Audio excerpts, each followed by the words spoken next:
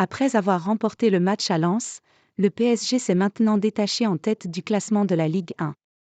Bien que cela réjouisse les supporters parisiens, Vincent Duluc, quant à lui, est presque esséuré par cette situation.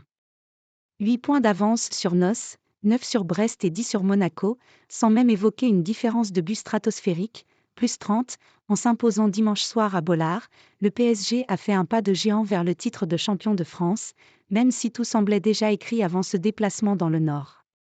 Pour Paris, tout cela ressemble à du business as usual, le club de la capitale étant chaque saison programmé pour gagner le titre en Ligue 1 et essayer d'en faire de même en Ligue des Champions.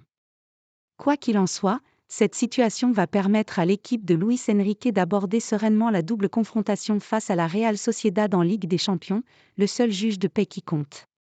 Si cette toute-puissance du Paris Saint-Germain sur le championnat de Ligue 1 n'empêche pas les autres équipes de se battre pour les places sur le podium, cela gâche quand même la fête. Et dans l'équipe, Vincent Duluc se demande si tout cela a un sens. Le PSG marche sur la Ligue 1.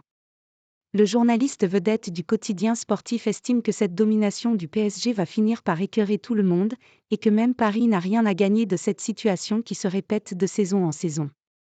Car sans une vraie concurrence nationale, le club de la capitale se heurte à la réalité européenne, même si Vincent Duluc estime qu'en Premier League Manchester City vit un peu la même chose que le Paris Saint-Germain avec des moyens colossaux.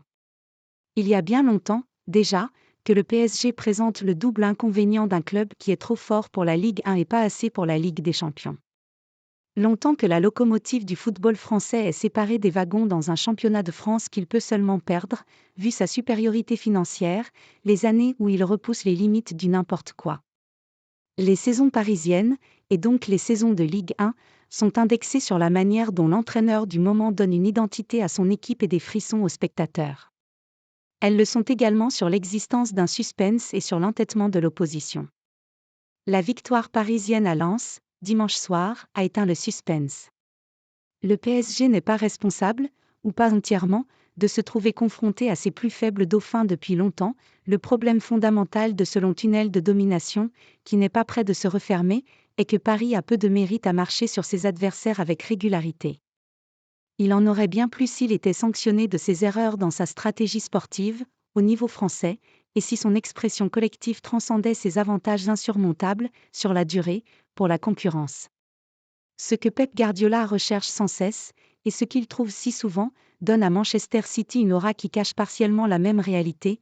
Si City en est là, c'est d'abord parce que, sur la durée, il a beaucoup plus d'argent et de talent que les autres, fait remarquer le journaliste de l'équipe, lassé de tout cela, même si ce n'est pas demain que le PSG et Manchester City afficheront des budgets à la baisse.